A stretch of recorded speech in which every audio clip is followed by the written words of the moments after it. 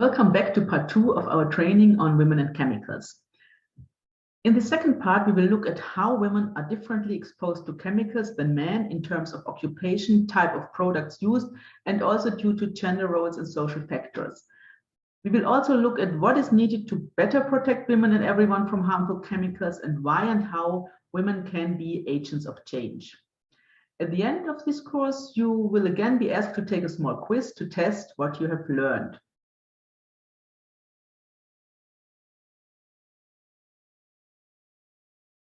Let's have a look at the field of occupation. Some sectors and professions with high risk of exposure to chemicals are dominated by female workers. This includes care workers, cleaners, and healthcare professionals, as well as service professions such as beauty salon workers and hairdressers. Chemical-intensive industries such as the textile, plastic, or electronic industry also have a high proportion of female workers. The problem is that occupational health and safety risks for women are often underestimated because tests and standards are mainly based on men. This is one reason why protective measures for women are inadequate or missing. To close this gap, gender disaggregated data is urgently needed. In many sectors, we also face the problem of lack of transparency, though this means there's no information provided about the health hazard of chemicals that women are exposed to. So women are not aware of potential health effects at all, and this is why they often do not associate their health problems with the exposure to toxic chemicals at the workplace. Take the textile industry, for example. 80% of the 75 million people working in the textile industry are women, mainly between the ages of 18 and 35. To realize the dimension of exposure, did you know that 1 kilogram of fabrics involves the use of about half a kilogram of chemicals? Dyeing processes, for example, can require up to 1,600 or even more different chemicals, including formaldehyde, phthalates, PFCs, and others. Some negative health effects from this exposure are especially affecting women. Studies have found that women in the textile industry have a higher risk of developing breast cancer and an elevated risk of an aborted first pregnancy. Also, in care professions, women are disproportionately exposed to chemicals from medical and cleaning products. According to one study in the United Kingdom, nurses have been shown to have a 50% higher risk of developing breast cancer. A new report from the International Labour Organization confirms that the chemical exposure for women workers is dramatically increasing, especially in the informal sectors and low and middle income countries. You can find the reference to this report in the reading list attached.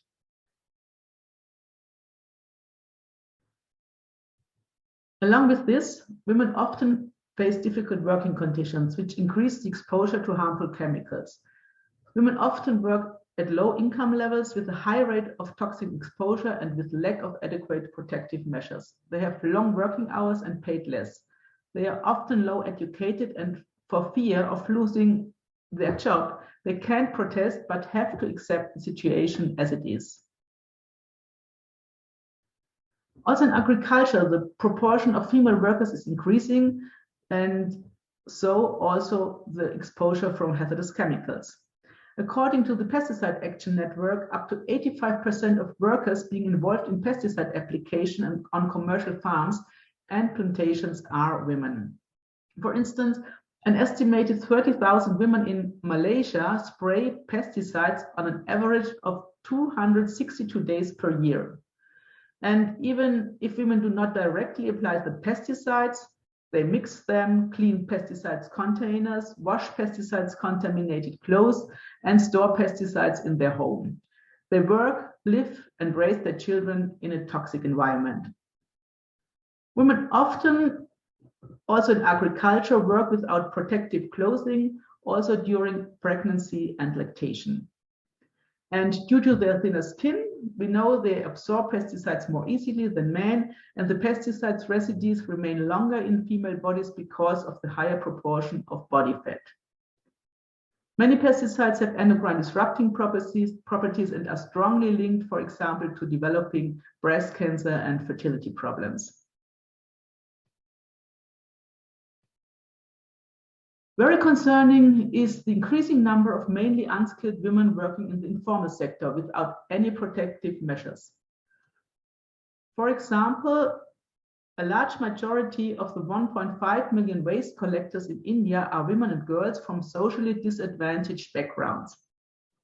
They are regularly exposed to toxic substances from the waste itself and from the open burning of it, such as dioxins of furans. Also, in artisanal small-scale gold mining, women represent up to 50% of the workforce. They are exposed to mercury, which is used to extract the gold. As you already know, mercury can lead to serious birth defects in children, and a WCF study found that knowledge about the health effects of mercury is very, very low, especially among young women.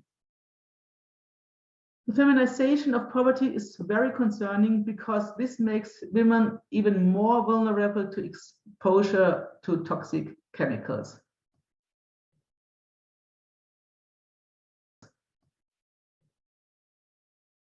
One more source or place for disproportionate exposure for women is at home. In most societies, women are still responsible for the most of the domestic work. They are responsible for cooking, for example, over firewood or other fuels, and dealing with detergents and household pest control substances and washing contaminated clothing. Spending more time at home means women are also more exposed to indoor air pollution from hazardous buildings materials, such as asbestos, lead in paint, and emissions from toxins in carpets, PVC, flooring, and furniture. In some regions, a concerning source of exposure is the open burning of household waste, including plastic waste, which could release highly toxic chemicals such as dioxins or PCBs. And this is often the task of women. The lack of awareness of being surrounded by potentially hazardous chemicals due to the lack of information means that women are constantly exposed to toxic chemicals. And this is also true for consumer products, especially those that are mainly or only used by women. And let's have a look at two examples. Menstruation health items are typical female products. Did you know that conventional sanitary pads are made from up to 90% crude oil source plastic and may contain bisphenol A or other bisphenols? Tampon applicators often contain phthalates. Both are endocrine disrupting and linked to the development of numerous diseases in women. A woman on average uses up to 200 kilograms of menstruation health items during her lifetime, which not only causes problems for her body, but also causes waste and water contamination. Gender roles and related social and cultural pressure make us women and young girls the #1 users of cosmetic and personal care products. Women use double the number of products compared to men. Cosmetics often include hazardous chemicals such as formaldehyde, mercury, microplastics, and parabens. One single item can expose women to up to 100 different chemicals. The health impacts can range from skin rashes to headaches, hormonal disruption, cancers, or fertility issues.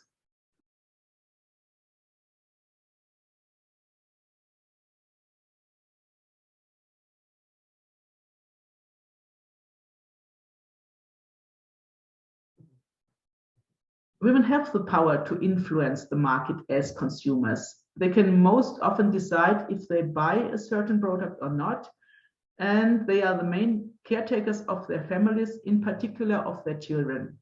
So they are also shaping the consumption behavior of future generations.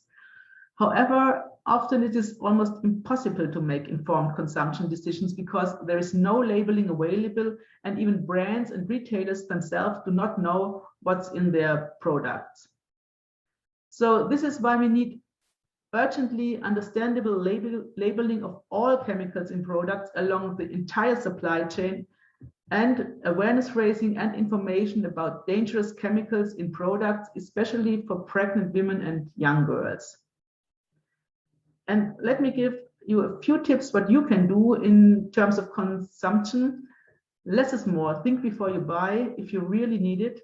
Be a critical consumer, look for labels and avoid plastic if possible.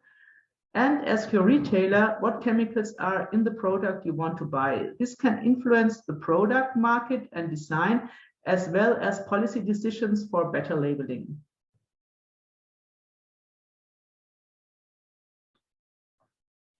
There is no doubt women and men are differently exposed to chemicals from various sources, and biological factors lead to different impacts on women.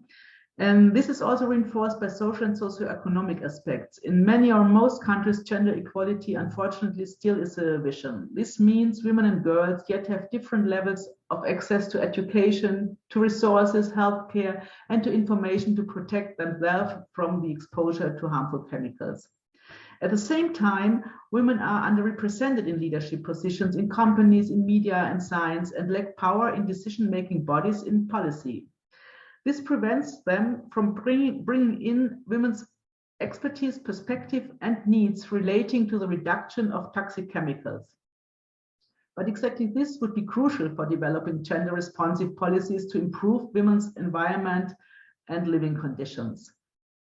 Gender equality is a human right, also in terms of protection from harmful chemicals.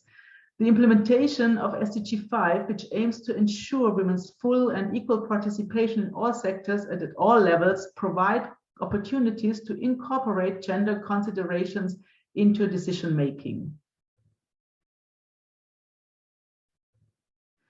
So, what is needed to achieve policy changes and protect women better from harmful chemicals? First and foremost, the goal must be a strongly regulation, better phase out of all known and suspected toxic chemicals and pesticides. The precautionary principle offers a unique basis for action. Women must have equal rights at all levels and in all fields. More gender disaggregated data and research on the intersection between women and chemicals is needed. And the most vulnerable groups must be the norm when it comes to risk assessment and policy and project design. Gender mainstreaming in projects and policies on chemicals and waste is needed.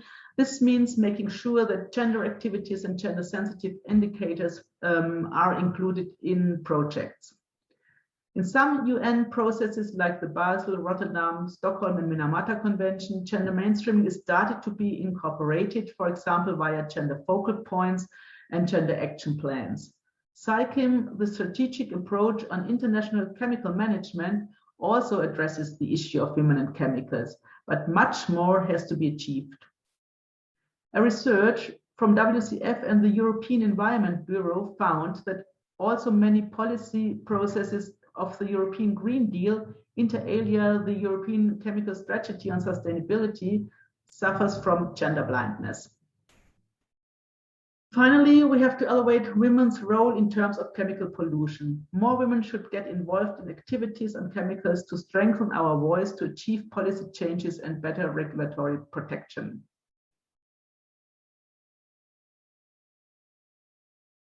What are we doing from WCF? Amongst others, we raise awareness on the topic of women and chemicals to the public, media, health sector, policymakers, and many more. We inform consumers about chemicals in products via our nesting program. We advocate for a better regulation and a gender-sensitive approach in policy processes on national, EU, and international level, for example, as co-coordinator of the Women Major Group. We do research on women's exposure to toxins and on good practice projects. We bring women, their demands and solutions from the ground to policy level.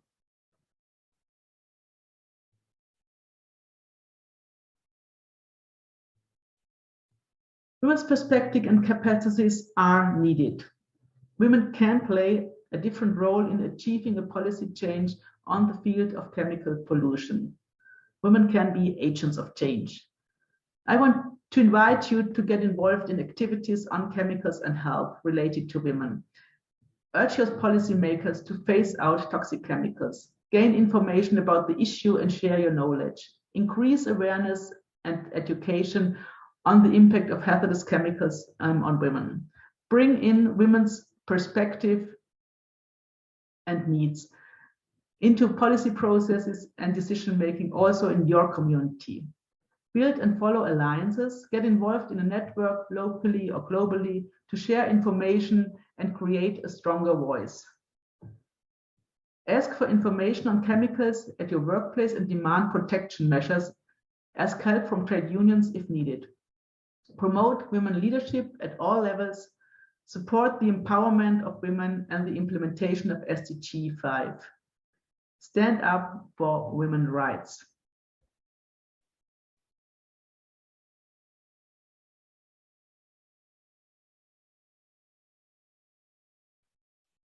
Together, we can make a difference and create a toxic-free and healthy future for women, men, children, and all genders.